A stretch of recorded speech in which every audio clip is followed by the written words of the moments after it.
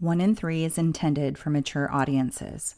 Episodes contain explicit content and may be triggering as they often include violence and other varying forms of abuse such as emotional, psychological, sexual, and physical. In most cases, names have been changed to protect all involved.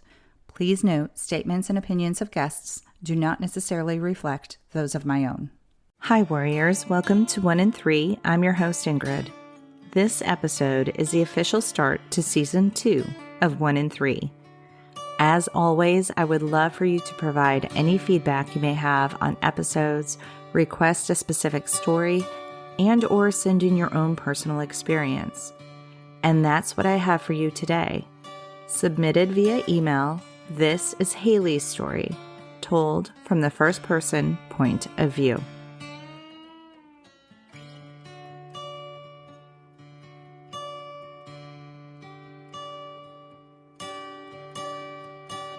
I lived in a lovely little rented house in Levin, just me and my 3 children. After a failed relationship with their dad, who was a drug addict and fought depression, after 5 years together, he just one day up and left. In my opinion, he wasn't ready to be a father. He wanted the party life, drugs, raves. I was left completely on my own. I was only 22. I had a 4-year-old, a 3-year-old, and had just found out I was pregnant. I was heartbroken, but after a few weeks, I woke up one morning and said to myself, I can do this on my own. And I did. I lived in Kirkcaldy at that point, and that was where we had been housed when I was pregnant with my first child. After I gave birth to my 3rd child, I decided to move back to Levin to be beside my family for help and support. My mom was the only help I had, so it was much easier when I lived just down the road from her. I was so happy, just me and my 3 kids. I was confident, independent. I did everything myself and had no interest in being with a man. One day, I was out and I bumped into an old friend that I went to school with. He had always been a nice friend, but we lost touch as we had been busy having babies and leading family lives. However, it was nice to see him again and catch up. One night, I was at his house and his other friend popped in, James. He introduced us and seemed like a nice guy. We became friends too and added each other to social media. We spoke for a couple of weeks, then my friend arranged a date for us. After that, we started seeing each other. He seemed like a really nice guy. I didn't like his fashion sense and how he had long, greasy-looking hair, but I ignored that as he was being really lovely to me, complimenting me all the time, holding doors open, pulling chairs out for me, always checking on me, always holding my hand. In my eyes at the time, I thought it was like the movies, but now looking back, I know why he was like this. He was grooming me. After about 4 months together, I found out I was pregnant. I could not believe this as I was on the pill, and after what I went through before with my ex, I was making sure to take it every day. So I told James, and he immediately wanted me to keep it, but I was unsure. I hadn't known him that long and was terrified he would take off and I'd be left with 4 children on my own. I told him I didn't want to keep the baby, but he reassured me over and over that he'd never leave me to raise the baby alone. I needed time to think. After a few weeks, I still hadn't decided, we were up visiting his mom. I walked into the kitchen and the first thing she said to me was, "Congratulations." I just went along with it. So I guess that was me keeping the baby. James, however, already had a son to a previous relationship, but he was not allowed to see his son, and this was what the courts, lawyers, etc. had decided. I never understood it all, and James never liked talking about it. The only information I ever got about it was that his ex was a liar and a horrible person. I asked to see the documents of all this, but he never showed me, and I just trusted him, purely because he was being so nice to me and was good with my other kids, so I just believed him. One day, after a midwife appointment, I met up with a friend for coffee. We spoke about loads of stuff, but we spoke about James too. And I asked for her opinion on the situation with his ex. She told me he had been sleeping with her when she was 15, He was 24 at the time. She also told me that she had said he had been abusive and even forced himself on her. I couldn't believe what I was hearing. I was about to have a baby with this man. So when I saw him later that day, I asked him all about it. He freaked, told me it wasn't true, swore to me it was all lies. He even said he'd show me all the court documents that was in his mom's attic. I took his word for it. I didn't know what was true, and I just had to base everything on what I knew of him personally. I thought him freaking out was just a reaction to it being brought up again, and I assumed it just brought back some horrible memory. I never, ever saw the court documents, though. A few months passed. He kept asking me to move into his house with him, but I didn't want to. Not only was it an absolute mess, it was 2 bedrooms, and I was happy in my 3-bedroom rented house. I kept telling him that after the baby is here, we can think about it then. After the baby was born, his mom and dad kept harassing me to have the baby over at theirs, but I wasn't ready. I was like that with all my children for the first couple of months, but they just didn't get that. They all took over. They even told me what to do. Bear in mind, this was my 4th baby, not my 1st. My mom was pushed out. It was all about his family. One day, my mom came down to the house as we were going out for his birthday. She sat at my house to babysit the 4 kids. I still wasn't ready for baby to stay away. The next weekend, his mom asked to have her, and I said no. I wasn't ready yet, and his parents were heavy smokers. Their house stunk of cigarettes constantly. James was not happy that I said no, so he kicked off, shouting at me, calling me a selfish bitch, etc., and saying if you'll let your mom watch her, then she's going to my mom too. He grabbed her and put her in her car seat. I was crying and pleading with him, telling him that of course his mom would get her, but just when I feel ready. But he just didn't understand that. He wanted it his own way. The situation calmed down after I told him to get out or I'm phoning my dad. He apologized and told me he was just so worried he'd get her taken away from him like his son did. He turned on the waterworks and I instantly felt sorry for him and told him he can take her to his mom's. So, every weekend after that, his mom had her. I didn't have a say in it at all. The control started as I didn't want to be a nasty person and say no, and I certainly didn't want any more kickoffs. Even though 90% of the time I just wanted to keep her home with me. She had been born in April, and by August I moved into his house after he kept asking me to. All 3 of my children had to share a room, but I thought to myself, as long as we're happy, who cares how small the house is? Once I'd moved in, things slowly changed. He was more controlling, less caring, complained about certain things the kids or I had done. I just thought to myself, that's life. I had 4 kids to run around after every day and a house to keep, and James worked. His work was just 10 minutes down the road, so every single day on his lunch break, he'd come home. It was only for about 40 minutes, but I used to think to myself, "Aw, he misses me." But now, looking back, I know he was just checking up on me. The days I happened to be out with my mom or a friend, I'd always get a message asking where I was and how long I'd be. Soon, after time, the messages would be him reminding me about stuff I hadn't done in the house. James was a complete control freak. Everything had to be done his way, or he'd have a tantrum and start shouting at us all. I gave in to him every time for an easy life and just wanted my kids to be happy and not see him going off on one. But in doing that, I just made it worse as time went on, and worse when he'd been out drinking. The times we went out drinking together was always the worst because I was drunk too and would chat back to him. He'd hate that, so I'd get called vile names and the house would end up smashed up. He cheated on me, and I then later learned he'd slept with his sister-in-law. I couldn't believe it. But despite that, I stuck by him, thinking of the kids and just wanting the family life with no broken home. I don't know why, though, because it only got worse. I fell pregnant again, and I was happy. Maybe subconsciously it was a distraction from the negative things he'd done and kind of a fresh start for us. something positive to look forward to. Anyone who knows me knows I love being a mother. My kids are my whole life. I'd do anything for them, even if that meant staying with James for their sakes and to keep him happy too. Even though now I know it was the wrong thing to do.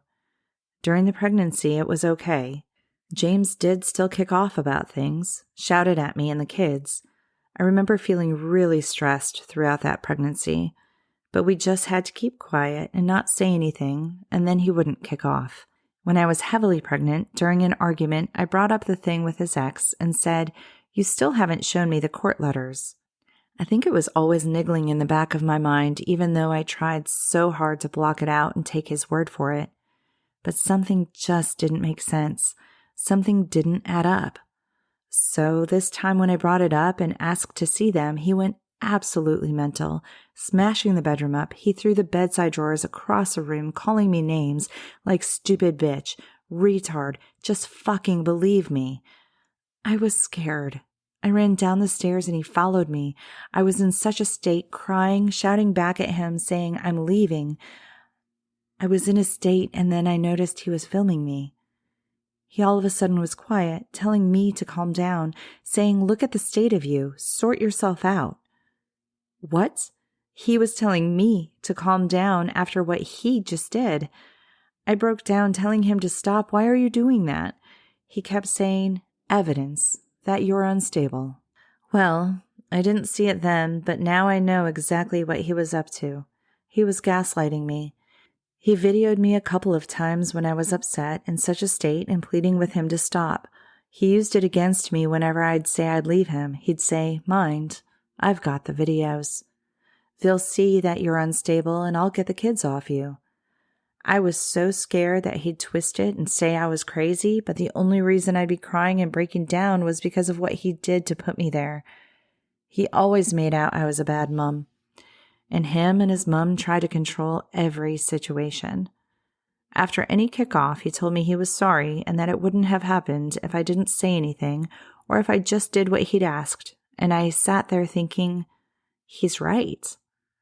So if I don't do or say anything to upset him, it will all be fine. After that, it was more frequent. The shouting got worse and the kids got it bad too. I started getting really bad anxiety. If they didn't eat every drop of their tea, he'd scream in their faces, call them names, and send them to bed. Because of this, I then always gave them their tea before he got home from work, and the leftovers I would put in the neighbor's bin. Yes, he'd check the bins. If there were dishes left in the sink, he'd call me a fucking tink and tell me to get them done. I used to panic if it was hitting 5 p.m. and I hadn't had time to tidy up. Even the kids knew what was coming. The kids were only allowed 1 pack of crisps a day. They mostly had to be in their room when he was there. They always had to be quiet. They weren't allowed to help themselves. If they didn't put their shoes away, they'd get it. If they accidentally spilled something, they'd get shouted at and told they were retards. If they didn't put things back in the correct place or in order, he'd shout at them and call them thick or stupid. By 2020, during the lockdown, it was the worst. During the day was great for us, as he'd be working 12-hour shifts, and the kids and I would all have a good time together, playing games, painting rocks, baking, going for woodland walks. But as soon as he came in, it all changed. Screaming at us for the slightest thing, throwing things. For example, once we were unpacking shopping, and because I had done it wrong, he threw a hand soap at me. It smacked me in the back and burst open in front of the kids. If something went missing, he'd go mental at us. He'd shout at the kids if they got out of their beds at night, which led to one of my kids bedwetting, which James would go mental about too, calling that child a retard and a spastic. The most vile names you can think of, and to a poor, innocent child. My youngest child, who was only 2 at the time and getting potty trained, was no longer in nappies, but occasionally she'd wet her bed as she was still learning. James would go through and check, and if she'd wet, he'd smack her and scream at her to go to the toilet, saying, "You're not fucking stupid." It brings tears to my eyes writing this and remembering what my poor babies had to go through and witness. By this point in a relationship, I couldn't do anything right. I was accused of flirting with guys if I just spoke to them kindly. I got yelled at if I didn't clean up correctly. I wasn't allowed to get my hair or nails done as it was a waste of money. If the kids were ill and I kept them off, he'd go mental at me and accuse the kids of lying about being ill. After that, the days they were ill, I'd have to hide them in a cupboard and tell them to be quiet when he came home for lunch because I was so scared about what he'd do. Shouting, screaming, name-calling, throwing things at me. It went to grabbing and later pushing and sometimes hitting. If I didn't obey him, he'd throw me outside and lock me out of the house. He'd tell me that I'd get back in when I say sorry. I'd hear the kids screaming and crying for me in the house, so I'd say sorry and plead with him to let me back in. Once, when he refused to let me back in, as he was on the phone to his mom, who was aware of this whole thing and what he'd done, I heard the kids screaming inside, so I climbed through an open window in my bare feet. His mom knew. I know she knows. She was there one time when he kicked off and threw me outside. She was there when he chased my oldest daughter upstairs, screaming at her, calling her a fucking ignorant bitch because she apparently deliberately ignored his mom. One day, I didn't answer the phone as I was bathing my kids, and he went absolutely ballistic, kicking over the kids' toys and then throwing me outside. If I didn't do the dishes, I'd get it. Any little thing, really. We lived in absolute fear by this point, and my anxiety was worse. One day when James was going mental about something he'd accused me of doing, and because I was defending myself, he didn't like it and got so mad that he kicked over the washing basket and started smashing up the bedroom door. The kids were in the room with us at the time, terrified. I grabbed them and we all ran out of the house in our socks. We were so scared.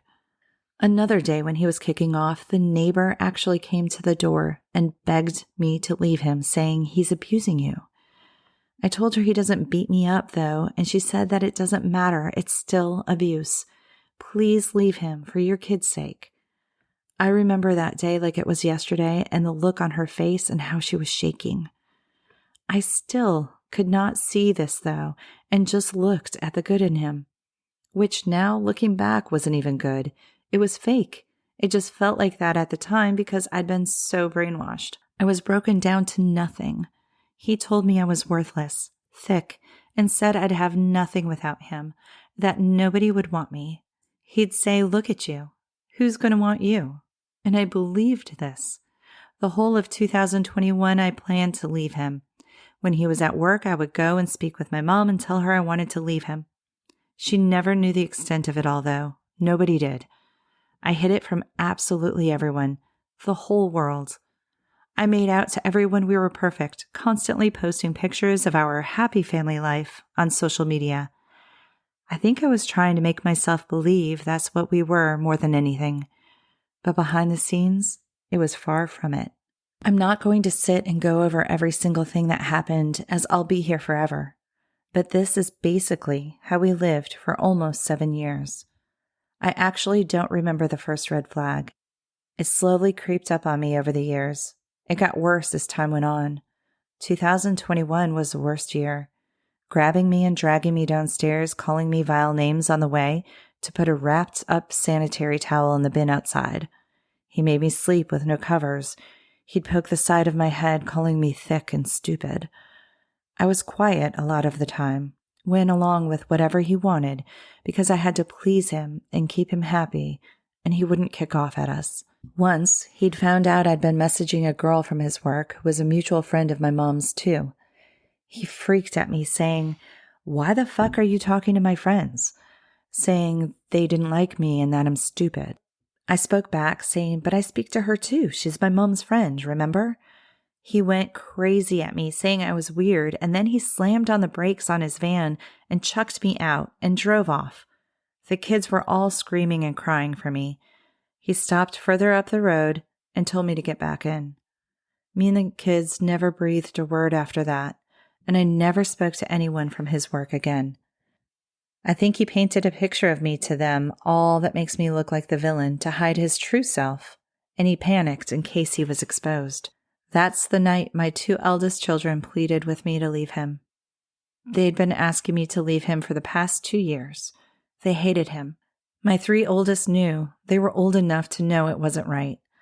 And my eldest was studying domestic violence at school. She said everything they're learning is exactly how we were living. I still didn't think it was as bad as it was. My poor babies had experienced and heard everything for the whole 7 years. After finding out from a mutual friend that James was all over a girl one night, I confronted him, and he went absolutely mental, saying it was all lies. He threw a glass at me. It went everywhere, and even in the kids' shoes. He threw plates and cups. There were scratches on the bottom of the fridge door. There were chunks out of the laminate, too. Of course, all the holes got filled and the doors got replaced quickly to hide the evidence. The final straw, which made me leave, was when he had forced himself on me. As much as I tried so hard to block it out, I had a little voice in the back of my head saying it was wrong. I kept telling myself over and over, he wouldn't do that, would he? I just knew it wasn't right. I had a horrible feeling in the pit of my stomach. He became evil, so evil. It makes me feel sick and scared still to this day what that man is capable of. So in December 2021, I left. I moved in with my parents, and that's when it all came pouring out. Everything. I was put on anxiety tablets. I was completely broken, scared, worried for my kids, worried what James would do. I was safe at my parents' though. But despite all the abuse, I was still letting the kids go to James every weekend as I thought, he's still their dad. It's the right thing to do. But every single time they'd come back from him, upset and begging me not to send them back. Telling me he screams at them, grills them, asking questions about me, telling them to say your mom's a bitch, your mom doesn't care about you, telling them not to get in my car because they'll die. The horrible things he was saying to a 4- and 5-year-old was absolutely disgusting. He didn't want anything to do with my oldest 3 kids. He discarded them like they were nothing, wanted nothing more to do with them, even though he had been in their life for the past 7 years. It didn't get better after I left. I was bullied, threatened. I lost a lot of friends as they believed his lies, writing horrible things about me on Facebook, too. After one day of me moving out and into my mom's, he was with his new girlfriend. They were spotted out the night after I left, grinding on each other. Their behavior was an embarrassment and just showed the mentality of them. I didn't deserve that disrespect. I'd just left my family home with my 5 children to then find that out. My poor children didn't deserve that either. We had no home, no stuff, and even one of James's female friends hit me in the park in front of all my children, and we had already been through so much. I was told it was a setup. It's obvious it was. He couldn't just leave me alone. I was completely broken. There was nothing else anyone could do to me. I just wanted to scoop all my kids up and run far, far away. I never thought people could be so horrible and nasty. I was accused of all sorts to make him look like the good guy. It was just so horrible. I would not wish what I went through on anyone. After that, my kids point blank did not want to see him at all. So that's when I got police and lawyers involved.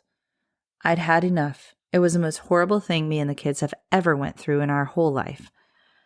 After the police were involved, it was all finally settled down, so I started to feel a bit better. I made new, lovely, kind friends who supported me through it all. The courts decided that my 2 youngest children, who are James's, have to see him in a supervised facility once a week. James has been charged for a number of offenses. The trial is still pending. It has been almost 2 years since I left, and I am now with a kind, caring man who came into my life just when I needed him. He helped me, supported me, and has shown me and my children how it actually feels to be loved and treated correctly. We have our own house together, and my confidence has grown so much. I no longer need my anxiety tablets. I've put on weight and am healthier now, too. I haven't spoke to anyone outside my circle about all this. For months, I lay in my bed, breaking my heart, pleading with God to make it all stop. How could somebody do that to another human? But when I met my new partner, it all stopped. Things turned around for me and I was finally happy. I do believe in karma, and I know that everyone who participated in the bullying and making that awful time for me much worse will eventually get theirs. Hayley. Hayley, thank you for sharing your vulnerable story. I know there are a lot of parts to that many of us can relate to. The fact you found love again and happiness is inspiring, and I believe this will resonate with someone. Warriors, please remember that our stories need to be told to help break the cycle of violence. With each account, we encourage others, and if the right people are listening, actually progress to changing laws to help advocate for victims. Every episode will help shift society's views and misconceptions of those trapped in domestic violence situations. Thank you for listening today. I will be back next week with another episode. Until then, stay strong, and wherever you are in your journey, always remember, you are not alone. Find more information, register as a guest, or leave a review by going to the website 1in3podcast.com. That's the number 1, IN, the number 3, podcast.com. Follow 1in3 on Instagram, Facebook, and Twitter at 1in3podcast. To help me out, please remember to rate, review, and subscribe. 1in3 is a .5 Pinoy production. Music written and performed by Tim Crow.